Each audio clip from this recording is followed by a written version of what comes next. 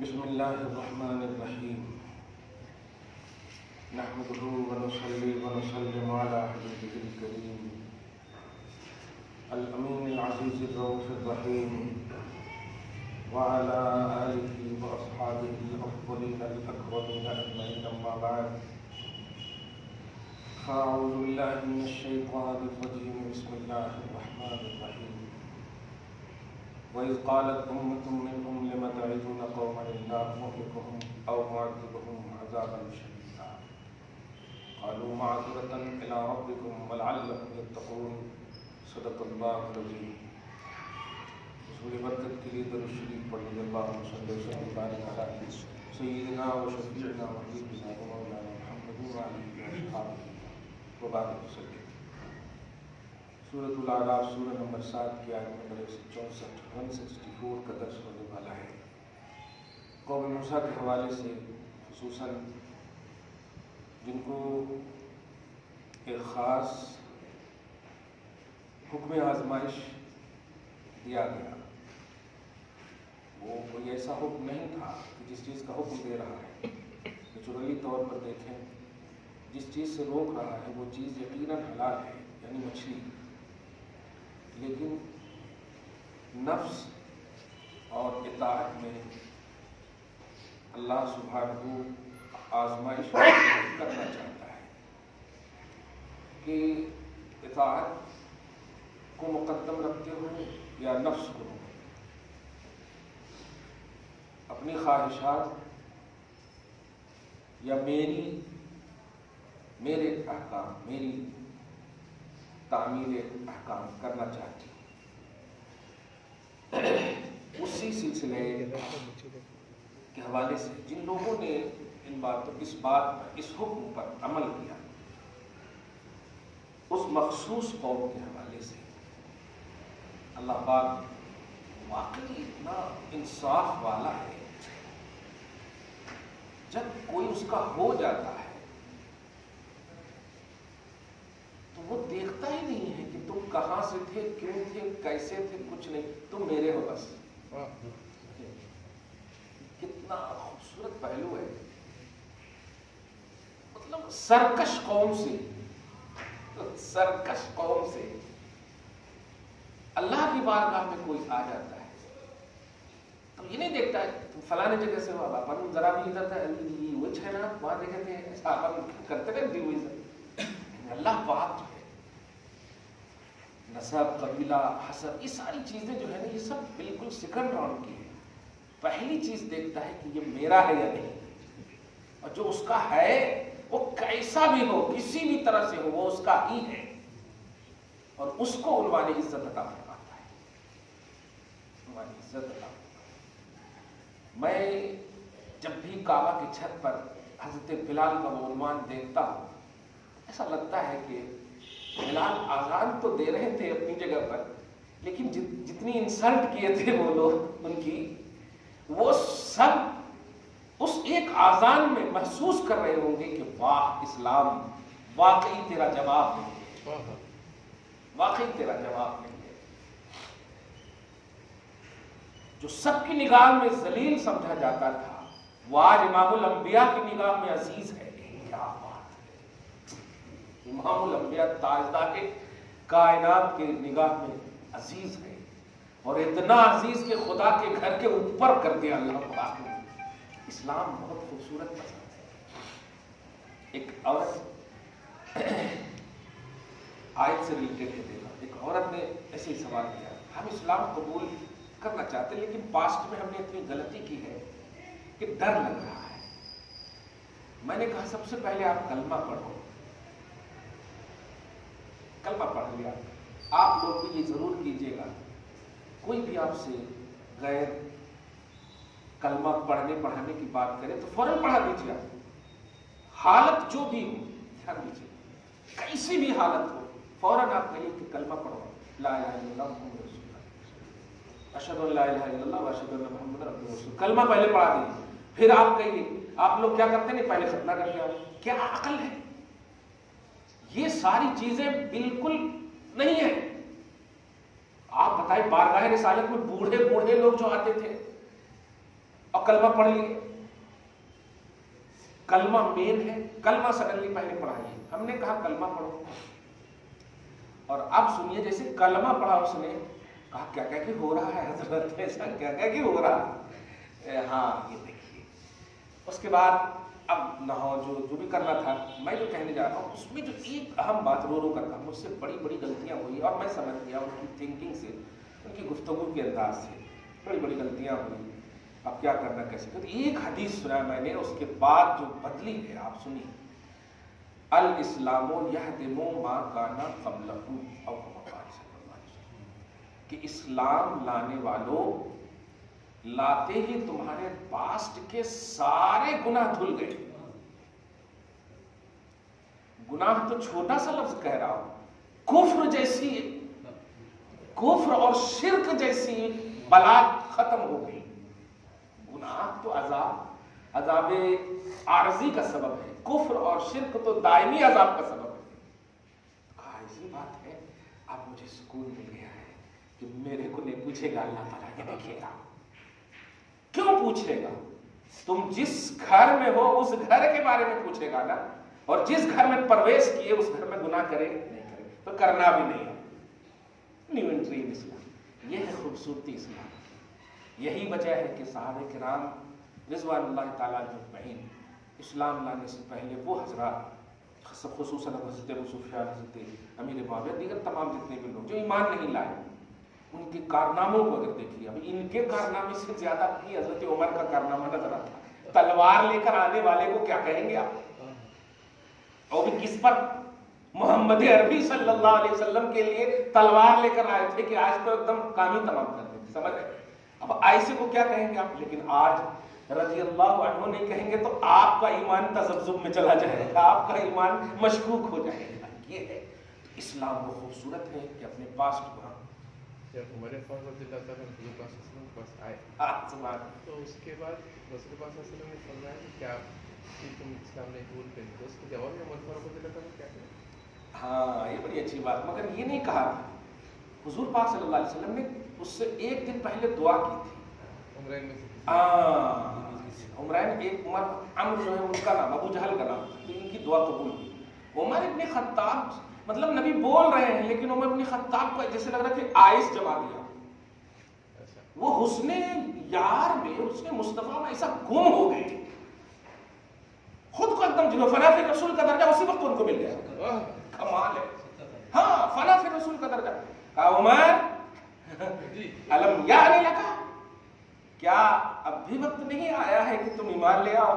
تو یہ جملہ مکمل بھی نہیں ہوا کہ عمر بن خطاب نے کہا اشہد ان لا الہ الا اللہ و اشہد ان محمد عبدہ و رسولہ. ان کا حسن ایسا, ان کا کارنامہ کیسا ہو گیا, جن کی خوبصورتی ایسی. کہنا بتائیے کتنی عمر تھی عمر بن خطاب کی؟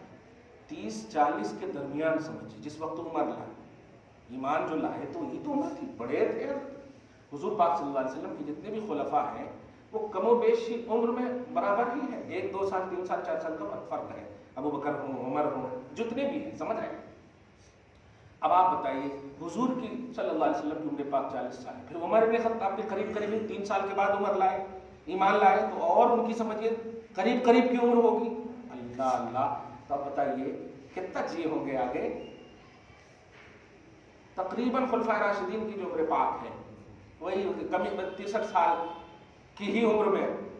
اب دیکھیے نا, جب خلافت ہوئی حضرت ابوبکر صدیق تشریف لائے, 2.5 سال تشریف رکھے, صحیح ہے, 2.5 سال تشریف. پھر عمر ابن خطاب 12 سال 10 سال کے درمیان. تو آپ سمجھتے چلے جائیں تو حضور پاک صلی اللہ علیہ وسلم کی جتنے بھی یہ حضرات ایمان لانے والے ہیں, وہ عمر ابن خطاب کا یہ اگر کوئی اتہاس اٹھائے تو اسلام کے بعد والا اتہاس کم نظر آتا ہے عمر کے اعتبار سے, کوانٹٹی کے اعتبار سے, اور اسلام سے پہلے والا بہت ہی ایسا جو مطلب ابو جہل چیف تھا, اور یہ اتنے بڑے یہ تھے کہ ان کے بغیر وہ کوئی نرنے ہی نہیں لیتا.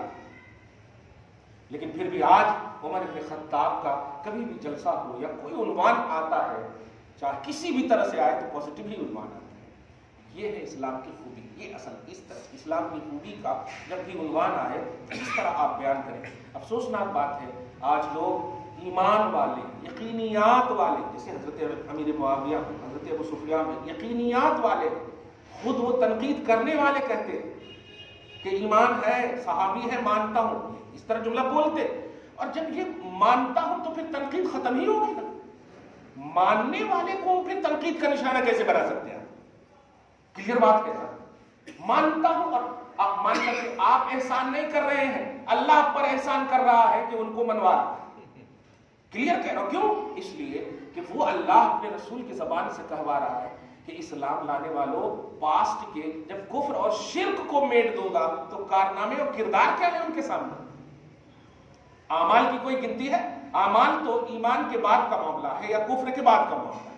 سب سے بڑی جنایت اور گناہ جو ہے کفر ہے اور شرک ہے.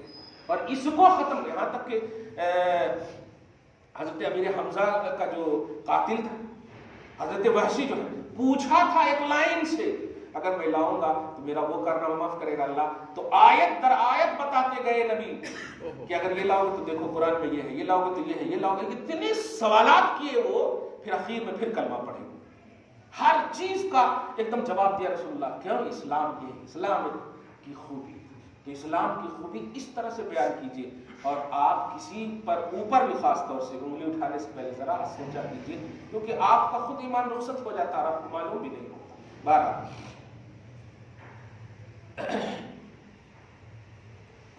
قوم یہود موسیٰ علیہ السلام کے جو بلیور تھے، سب تو وہ نہیں تھے جو تجاوز کیے ہوئے تھے ہفتہ کے روز اور مچھلی کے معاملے میں، لیکن کچھ ایسے تھے جو بلیور تھے، نیکوکار تھے.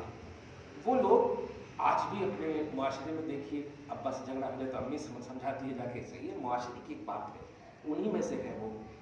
تو یہ بلیور ہے، اللہ پاک ناراض ہے، موسیٰ علیہ السلام ناراض ہے.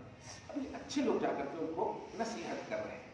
اب مان لو کیا ہے، مچھلی تو ہے، کیسی بات ہے، مان لیے تو پھر غضب سے پنچا ہوگا وغیرہ وغیرہ. موسیٰ علیہ السلام کا جلال تم دیکھ رہے ہو، اللہ سے بول دیے تو ککڑی تک آ گئی. منو کیا کہہ کے آ رہے تھے، تو اللہ سے کیوں نہیں مانے؟ اسی کا منظر کھینچ رہا تھا. میں یہاں پر یہ بولنے جا رہا ہوں کہ وہ قوم جو ہمارا عنوان بھی نہیں ہے، محمد عربی صلی اللہ علیہ وسلم اور امت محمدیہ، یہ عنوان ہے وہ قوم. اسی لیے آپ جلسہ آصف بن برخیہ کبھی نہیں کرتے ہیں، حالانکہ ان کی ولایت کا ذکر ہمارے قرآن میں ہے. پلک جھپکتے ہی لے آئے تخت بلقیس کو، اور غوث پاک کی 12 سال کی کشتی کا جب عنوان آتا ہے تو آپ بیان کر رہے ہیں یہ امتی ہے اور وہ بھی ولی ہے، لیکن آپ جلسہ اور سے نہیں کرتے ان کا. یہ دیکھیے عنوان آپ کی امت محمدیہ کے اولیاء ہیں اور نبی ہیں، مگر اللہ پاک تو عدل والا، انصاف والا ہے. آپ کے قرآن میں ذکر کر کے آپ کا اسٹیٹس بتانا چاہتا ہے. کیا؟ سنو، وَإِذْ قَالَتْ، یاد کرو میرے حبیب، جب ان میں سے ایک گروہ ان لوگوں سے کہہ رہا تھا، لِمَ تَعِظُونَ قَوْمًا، کیوں تم نصیحت کرتے ہو ان لوگوں کو، ان لوگوں کی جن لوگوں کو اللہ ہلاک کرنے کا ارادہ فرما چکا ہے. دھیان دیجیے، او معذبہم، یا عذاب شدید کا ارادہ فرما چکا ہے. اچھے کام کرنے والے کو ٹوکنے والے ہوتے ہیں، کہیں کرتے جی کیا ہے، کیا پڑی ہے وغیرہ وغیرہ.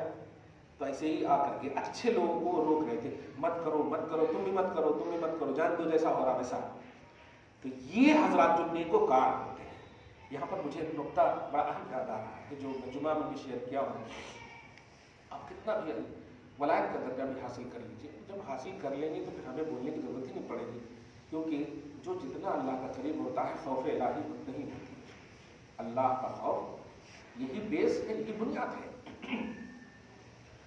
اللہ کا ڈر بولنے کی ضرورت ہی نہیں پڑے گی. ہاں، تو قالو، ان نے نیکی کی اور واضح و نصیحت کی بات کہنے والوں نے کہا، معذرتاً الی ربکم، ہم اپنے رب کی بارگاہ میں اپنا عذر پیش کرنا چاہتے ہیں. پھر ان لوگوں نے کہا، آپ تو بڑے نیک ہو، آپ کے کو عذر پیش کر رہے ہیں؟ پتہ نہیں اللہ معاف کرے گا نہیں. اب یہ منصب جو ہوتا ہے نا کہ بزرگان دین جو نیکوکار جو ہوتے ہیں وہ مطلب ایزی سے ایزی، بلکہ یوں سمجھیں مستحب عمل کو بھی اپنے لیے بہت بڑا عذاب سمجھتے ہیں. اب چھوٹی سی مثال دوں، چلو گائے کا گوشت ہے نہیں، یہ سب مستحب چیزیں ہیں، لیکن وہ عذاب سمجھتے نہیں کھانا. کیوں؟ کھائے تو شہوت ہوتی، شہوت ہوئی تو اللہ کے عبادت سے دور ہو جاتے، اس لیے بہت بڑا عذاب ہے۔ اب آپ دیکھیں، ایک اسی سے ریلیٹڈ تفسیر میں پڑھا میں نے کہ ایک نیکوکار ایسے ہیں جو آٹا ہی کو پی جاتے ہیں پانی میں گھول کے۔ لوگوں نے کہا روٹی بنائیے نا، روٹی بناؤں گا تو کیا وہی تو جائے گا نا اندر، روٹی میں بھی تو وہی جائے گا نا اندر، کوئی تیسری چیز تو نہیں بنتی نا۔ اس لیے روٹی بنانے، آٹا گوندنے، جتنا دیر ختم ہوگا اتنے دیر میں اللہ کا ذکر کر لوں گا۔ اب آپ بتائیں گے یہ ہے خوف الہی؟ کیوں نہ مدد ہو اور کیوں نہ وہ مددگار بنے، کیوں نہ وہ اللہ پاک کے ایسے بن جائے کہ پھر دوسروں کی وہ مدد کرے۔ ایک ایک وقت لمحے کی قیمت دیکھیں۔ تو یہ کہتے ہیں معذرت ہے نا ربکم، ہم اپنے رب سے عذر پیش کریں گے، اللہ وہی پاسٹ میں جو ہم سے کچھ کمی بیشی ہو گئی ہو وہ معاف کر دینا۔ اور اسی لیے میں ہمیشہ کہتا ہوں کہ کبھی بھی آپ کی ندامت، آپ کی شرمندگی ہی یہی خوف الہی کی پہچان ہے، اس کو یاد رکھیے گا۔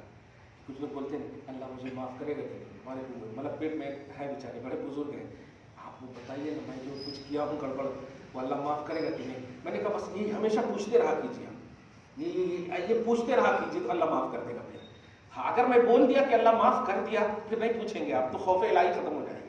یہ ایسے ہی ڈرتے رہیے آپ، یہ ڈر اور خوف ہی یہی ہے اللہ پاک چاہتا ہے کہ مجھ سے ڈرتے رہو، کنٹینیو ندامت، شرمندگی، اٹریکشن یہ ہوتا رہے کہ معاف کرتا نہیں کرتا۔ ہاں یہ امید بھی رکھنا اللہ تعالیٰ سے، تو صرف امید نہیں، یہی تو ہے، نہیں یہی تو ہے امید کہ آپ اللہ اللہ کہہ رہے ہیں اللہ معاف کرتا کہ نہیں، اپنے گناہ کا ڈر ہے، امید تو اللہ ہی سے ہے، اسی لیے تو کہہ رہا ہے اللہ معاف کرتا۔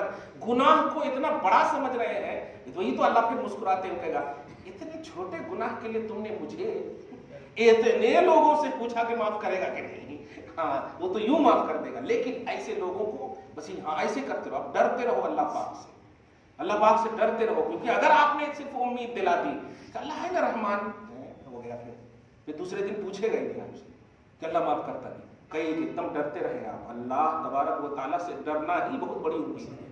آپ یہ تو نہیں کہہ رہے ہیں نا کہ کوئی اور معاف کرے، ایک اللہ کو پوجنے والے ہیں آپ، الحمدللہ عبادت کرتے ہیں آپ، کمانڈ یقین نہیں رہتا اللہ تعالیٰ قبول کر لینا، بالکل دعا کرتے ہیں۔ تو ایسے ہی خوف الہی کی پہچان ہے کہ اللہ تبارک و تعالیٰ معاف کرتا ہے نہیں کرتا، معاف کرتا ہے نہیں کرتا، یہی تو ہے امید کے یہاں، کیونکہ تو ہی تو سب سے بڑی بارگاہ ہے کہ اب جاؤں کہاں اگر تو نے معاف نہیں کیا۔ امام اہل سنت نے اس میں یہی کہا ہے آنے دو یا ڈبو دو اب تو تمہاری چلی۔ سوال یہ ہے کہ ڈبو دو پر ایک اعتراض ہوتا ہے کہ رسول پاک ڈبو دو کا عنوان تو رکھتے نہیں، پھر بھی آپ کہہ رہے ہیں آنے دو یا ڈبو دو، اب تو تمہاری جانب کشتی تمہیں بھی چھوڑی لنگر اٹھا دیے ہیں، تو آپ تو یہاں صرف آنے دو کہنا چاہیے نا، تیرانا مصطفیٰ کا کام ہے نا، اللہ نے آپ کو یہ قدرت عطا کی ہے، لیکن آپ کہہ رہے ہیں ڈبو دو۔ فرمایا وہ ڈبو گئے ہی نہیں، اس لیے تو اٹریکشن کی بات کر رہا ہوں میں، ڈبو گئے ہی نہیں، مگر آپ بولو تو صحیح تاکہ تھپڑ لگے، یہی تو توجہ ہے، یہی تو توجہ کی جس کو رحمت الہی اور باب الہی کو کچھ ایسی گڑبڑی کرو کہ ایک دم آ جائے آپ کے خواب میں، ہاں آ جائے آپ کے خواب میں، کیا بات ہے، اور آ گئے تو پھر کیا کہنا، سبحان اللہ۔ خیر قالوا معذرۃ الی ربکم، ہم اپنے رب کی طرف معذرت کے لیے یہ ایسا کر رہے ہیں، ولعلہم یتقون، اور دوسرا انٹینشن یہ ہے کہ امید ہے، کیونکہ امر بالمعروف اور نہی عن المنکر ہر امت کا فریضہ ہے، تو ہم امید کرتے ہیں کہ شاید اثر کر جائے، یہ دیکھیے شاید اثر کر جائے میری بات کہ بھائی مان لے، کوئی ہوتا ہے نا چلو غصے میں اینی ٹائم تو نہیں رہتا نا آدمی، تو کبھی بھی، اس لیے ہم نہیں چھوڑیں گے جب تک ہم ہیں زندہ، کوشش کرتے رہیں گے، ہم نصیحت کرتے رہیں گے۔ تو دو بات ہے، ایک تو اپنے لیے بھی ہم ڈر رہے ہیں کہ اللہ تعالیٰ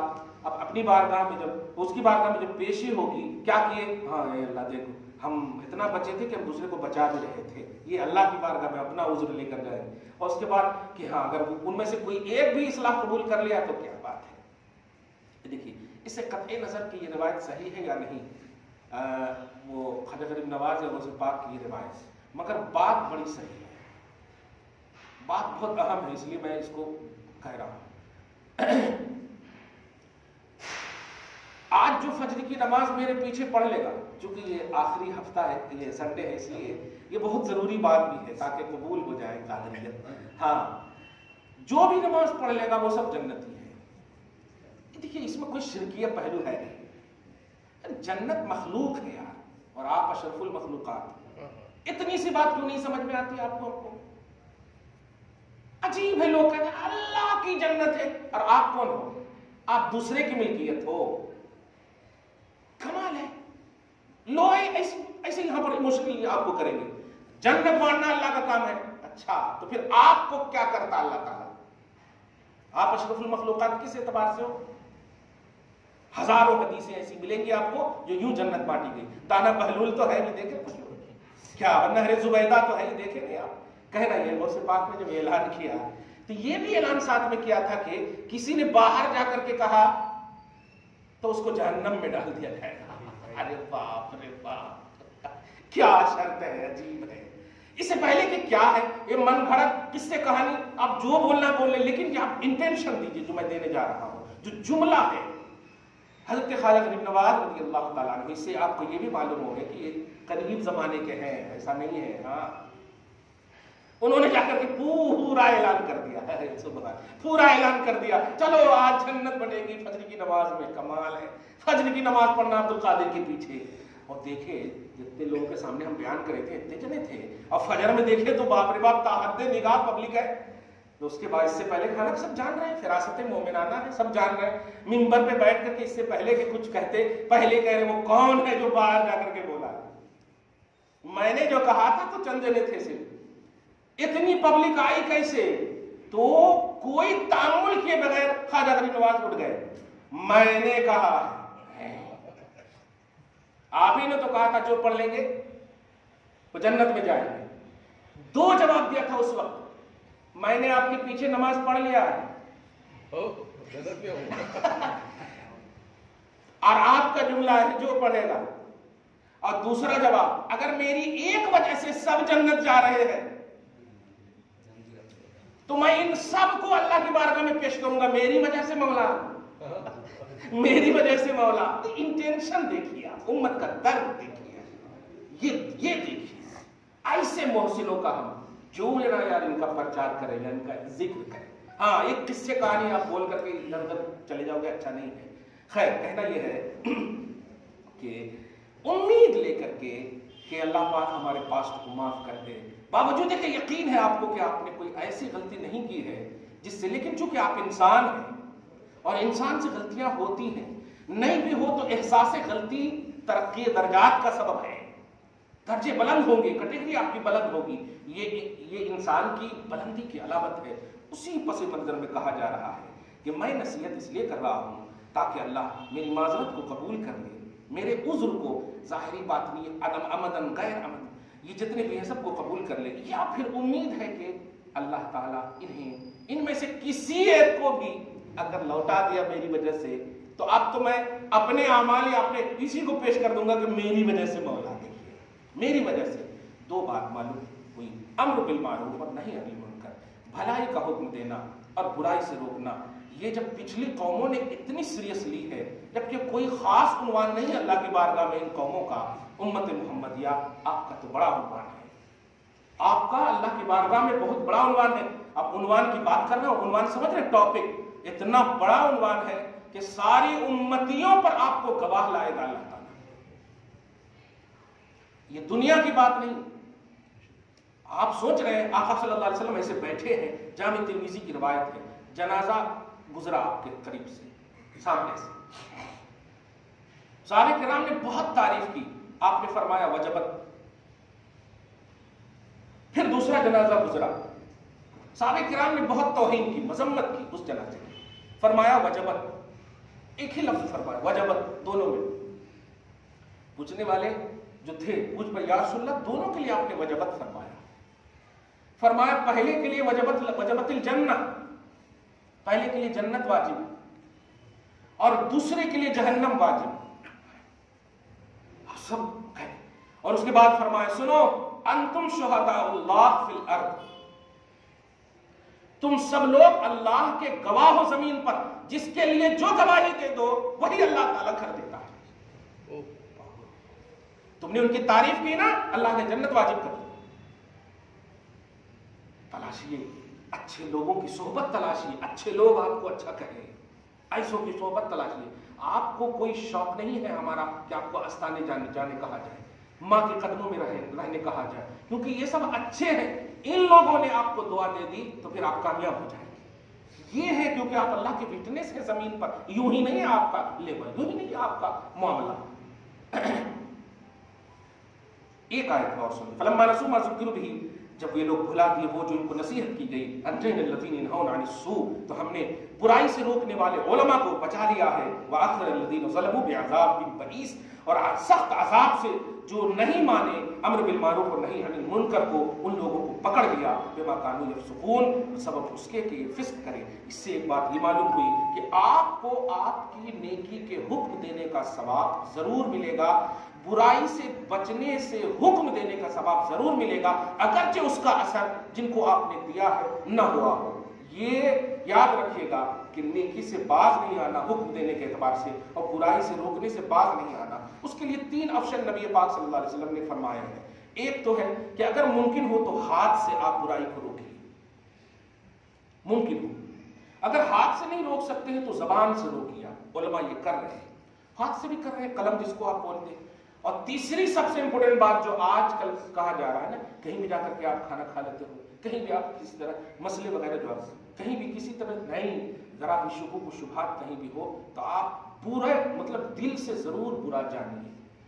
آپ کا رشتہ دنیا میں اگر اچھا ہے تو وہ وہاں کام آئے گا، لیکن اگر غلط رشتے کو آپ نے اچھا دشا دے دیا ہے توحید و سنت اور رسالت کے مقابلے میں، تو آپ یہاں بھی ناکام ہیں وہاں بھی ناکام ہیں. تو جو برا ہے اس کو برا کہیے، زبان سے نہ صحیح، ہاتھ سے نہ صحیح، دل سے ضرور آپ اسے برا جانیے. دعا ہے اللہ تعالیٰ آج کی اس خصوصی گفتگو کو حبیب پاک صاحب اللہ کے وسیلے سے قبول فرمائے، اپنی شان کریمی کے مطابق اجر عطا فرمائے، دربار میں اولاد میں برکتیں عطا فرمائے، فصلوں کی بخشش فرمائے، نسلوں کی حفاظت فرمائے.